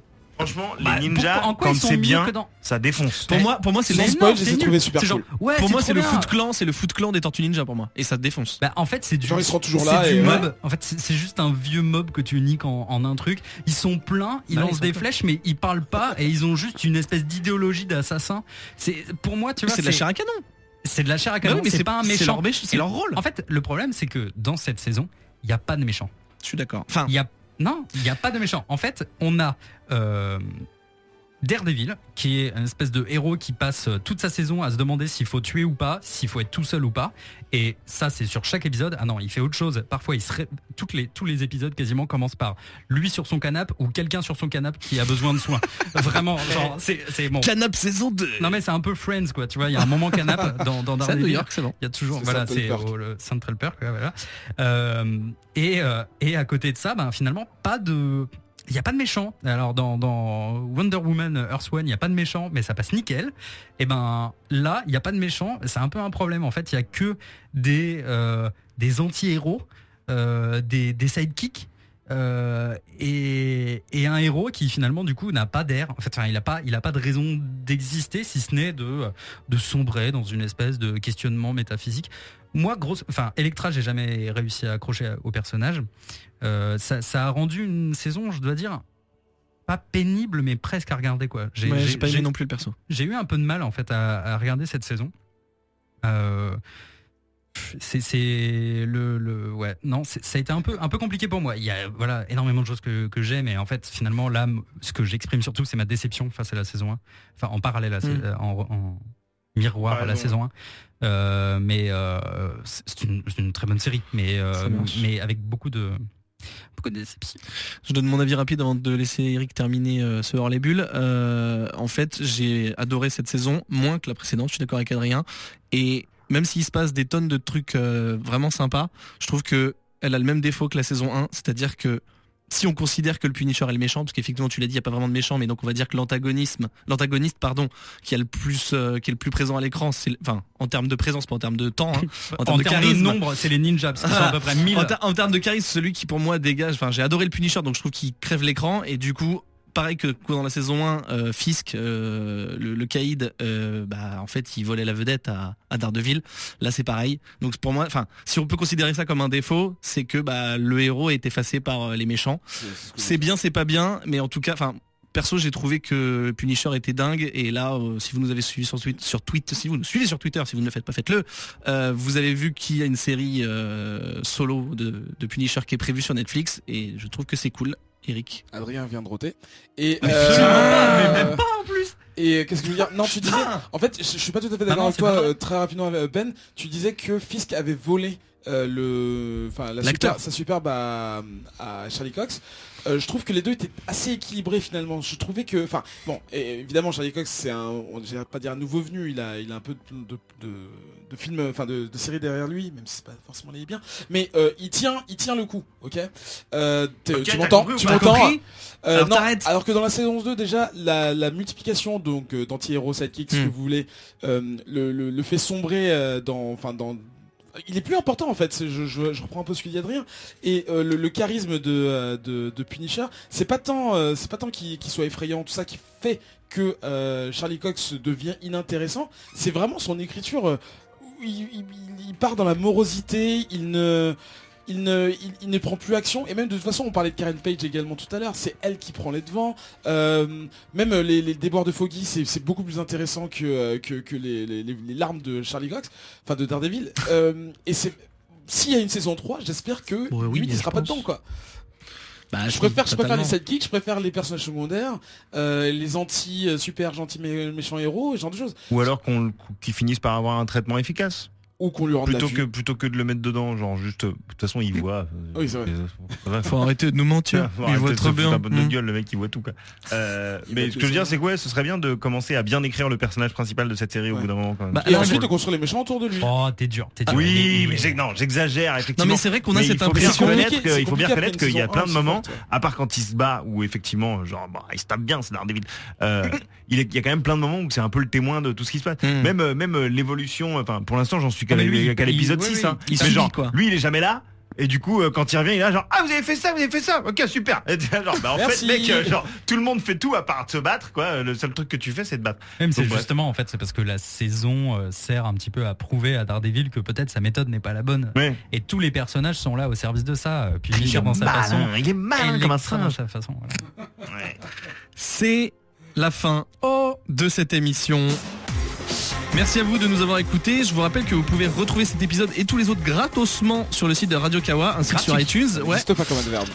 Qu'on vous invite à réagir à l'émission sur Twitter, Facebook, Instagram et dans les commentaires du site. Merci Eric. De rien.